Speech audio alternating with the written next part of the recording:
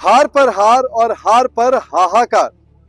Head coach Gautam गंभीर पर सवाल हजार। एक महीने तक ये पूरा यूके का दौरा चला।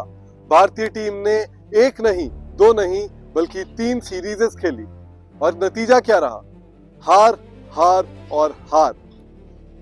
कप्तान बदल गए। पहले श्रेयस अय्यर टी20आई टीम के कप्तान थे। पहली बार उनकी कप्तानी में भारतीय टी20आई टीम ने कोई सीरीज खेली, नतीजा रहा हार। ठीक है, नए कप्तान है, हार मिल गई, कोई बात नहीं। बारी आई वनडे की, लेकिन वहां पर सिर्फ एक मुकाबले में आपको जीत मिली और उसके बाद फिर क्या मिला? फिर से मिली हार। और फिर क्या हुआ? हाहाकार। सवाल किस पर उठ रहे हैं? गौतम गंभीर पर। क्यों उठ रहे हैं गौतम गंभीर पर सवाल? इसका भी जवाब मैं आपको दे देता हूं। बहुत थिन लाइन होता है जब आप बात करते हैं। प्रेस कॉन्फ्रेंस में जब वनडे सीरीज आप हार गए, शुभमन गिल आए।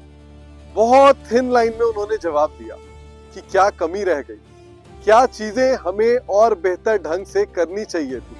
और पता है उन्होंने क्या कहा? उन्होंने कहा कि हमें स्ट्रेटेजाइज थोड़ा बेहतर करना चाहिए था, हमें पिच थोड़े और बेहतर ढंग से जो है वो पढ़नी चाहिए थी। पिच पढ़ना क्या सिर्फ कप्तान का काम है? नहीं, पिच पढ़ना कोच का काम है। पिच पढ़ना थिंक टैंक का काम है, जिसमें कप्तान भी आते हैं, कोच भी आते हैं, बैटिंग कोच भी आते हैं, असिस्टेंट कोच, बॉलिंग कोच, हर कोई आता है। लेकिन क्या वो काम ठीक से किया गया? नहीं। इसीलिए आपको क्या मिली? हार। गौतम गंभीर एक ऐसे कोच हैं जिनकी कोचिंग के टेक्निक्स पर, जिनके फैसलों पर काफी सारे सवाल उठते हैं।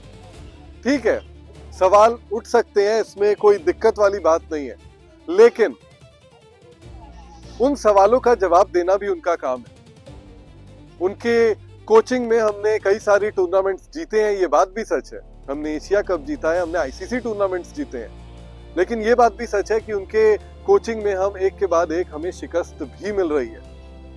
आयरलैंड जैसी टीम जो 11वें नंबर की टीम है, उससे हम हार गए। कोच नॉटिंघम में आते हैं और कहते हैं बॉस हम अडॉप्ट नहीं कर पाए। आज यहाँ पर जब आपको शिकस्त मिली, उसके बाद आपने कप्तान को भेजा, कोई दिक्कत नहीं है, कप्तान आ ही सकते हैं, सीरीज खत्म हुई है, कोच या कप्तान में से कोई एक आते हैं।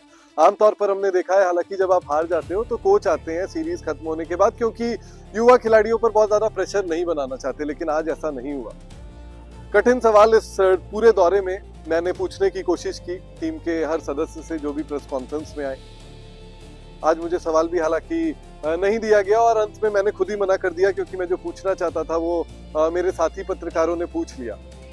लेकिन कोच गौतम गंभीर जिस तरीके से इस टीम ने परफॉर्म किया है, उससे सबसे ज्यादा सवाल उन पर ही खड़े होते हैं। कैसी कोऑर्डिनेशन है उनकी सिलेक्शन कमेटी के साथ, कैसी कोऑर्डिनेशन उनकी कप्तान के साथ है।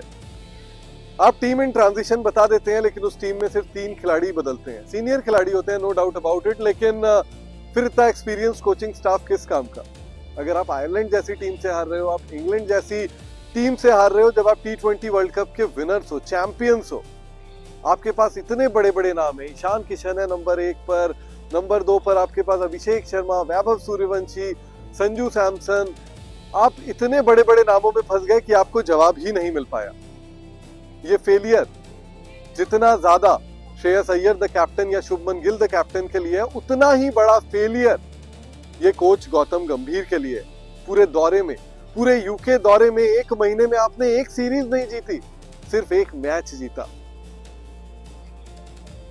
कैसे वो जवाब देंगे इन सवालों का मुझे नहीं पता। आने वाले दिनों में अब इंडियन टीम जिम्बाब्वे जाएगी, जहां पर टी20आई सीरीज खेलोगे आप, और उस टी20आई सीरीज में आपके साथ जो है वो वीवीएस लक्ष्मण जो है वो कोच होंगे और कप्तान श्रेयस अय्यर वहां जा रहे हैं। उसके बाद टेस्ट की बारी आएगी। WTC के लिहाज से वो बहुत इंपॉर्टेंट सीरीज होगी, बहुत दिलचस्प होने वाला है।